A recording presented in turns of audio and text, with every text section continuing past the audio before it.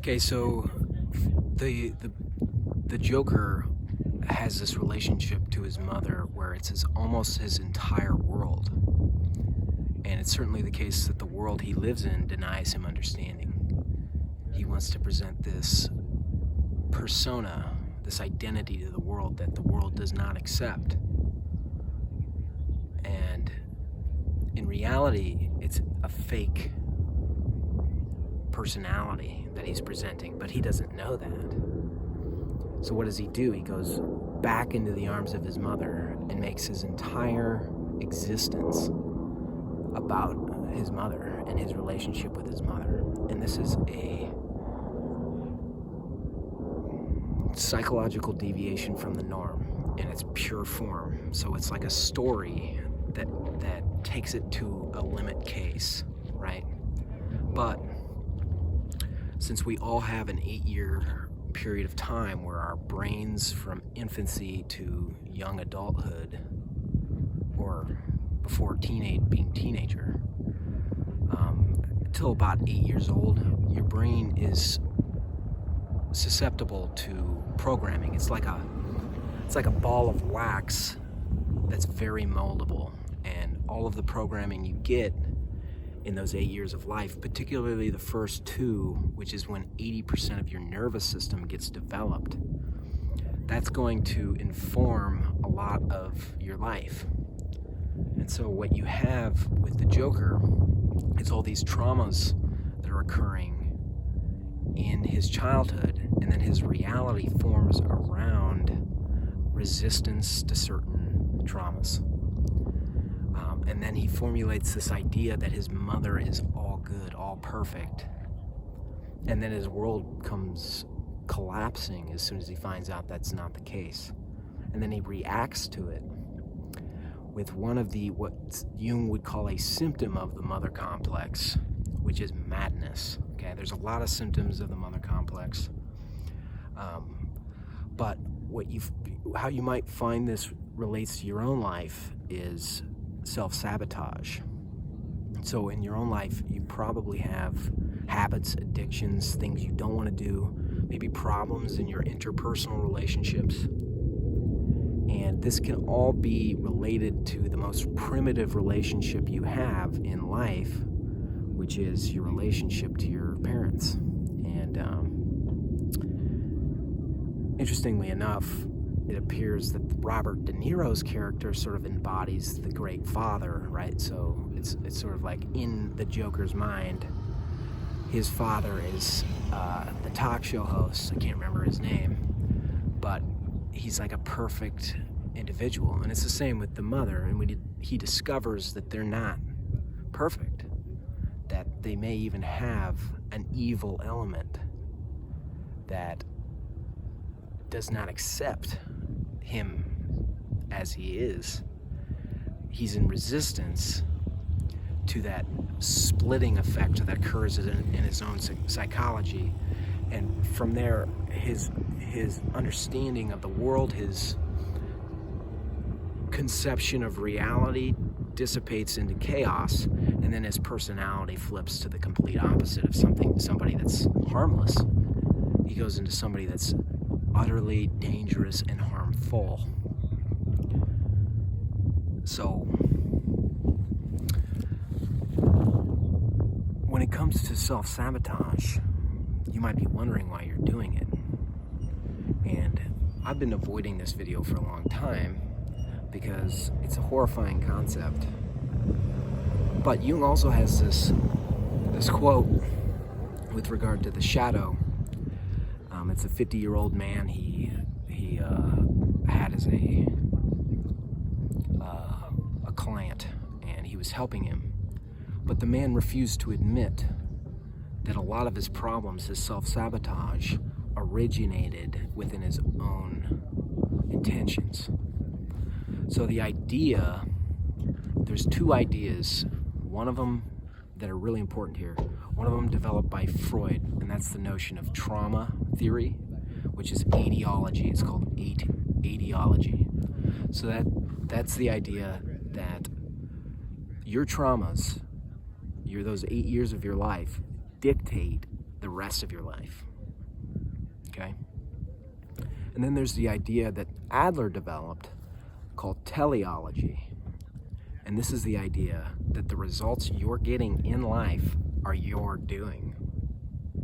Okay, so traumas aside, everything, your current situation, your self-sabotage patterns, those are all within this thin laser of a moment called the present. And everything you're experiencing, the thoughts, beliefs that create your reality, can be changed by you at a time of your choosing. You can do so now if you like. What I like about Jung is he sort of combines both sort of what is sort of a philosophical determinism, right? So the idea that your life is dictated by what's happened to you in the past. Well, certainly it's the case that the past has an effect on who you are now. So we can't discard that the way Adler does. But we also can't do what Freud does and say that we don't have agency and free will over our own lives. And so how does that play itself out?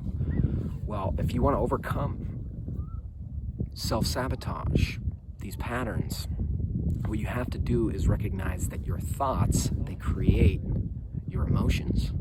And your emotions bend back around into your thoughts.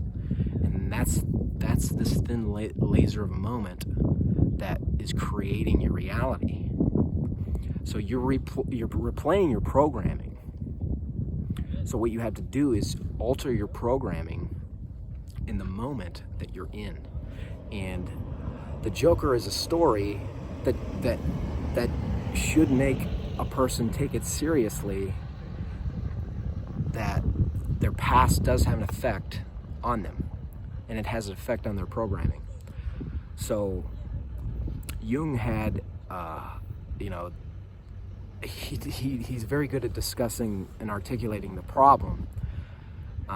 It's very hard to find where he articulates the solution, but I did find the solution, or where he articulates the solution to this problem, and what he thinks. And I'm going to add to this, but he thinks that work is the solution. And one of the effects of somebody who is who has this desire to avoid the world, or avoid going out in the world, accomplishing things, and living in their purpose.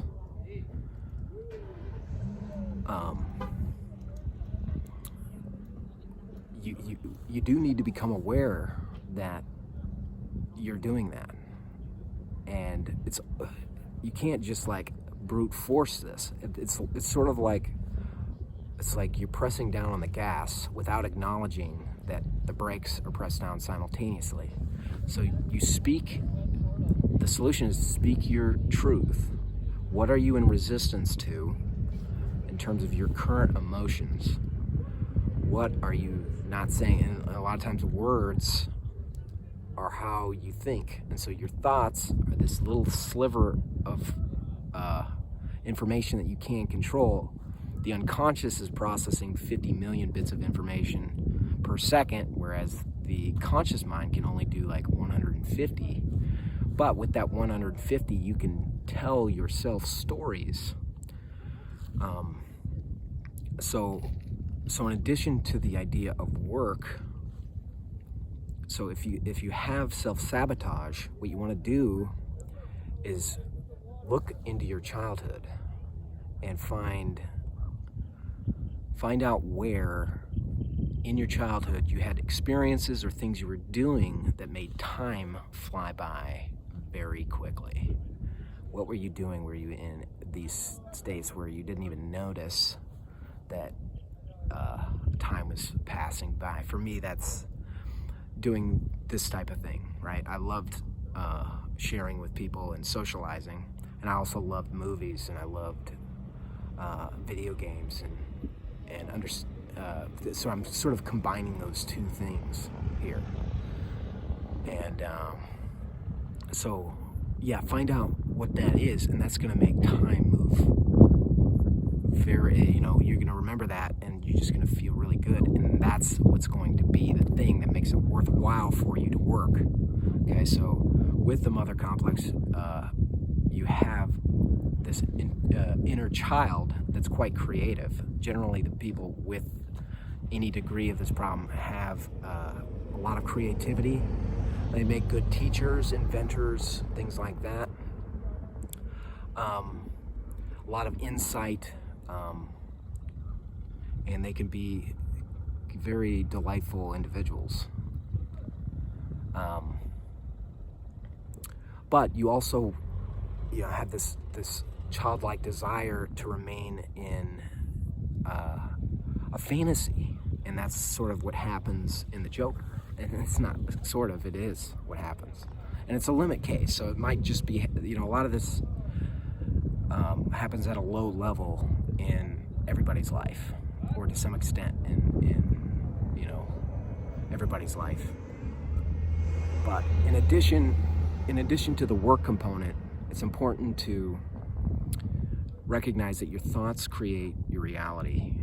Your thoughts and emotions create your reality, because your thoughts and your emotions are what inform your beliefs, and your beliefs about yourself or about the world, they are going to control you.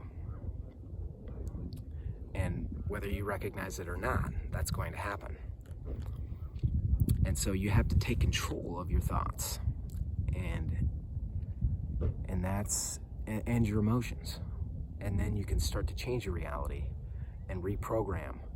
Now, one of the things you may want to know is that it's much easier to do that in a state of hypnosis, right? So when your brain is, essentially that's relaxation, right? It's not any woo-woo type of a thing. It's just like total relaxation. However you can make yourself relax, whether that's breathing, whether that's, a combination of things, whether that's going to an actual hypnotist.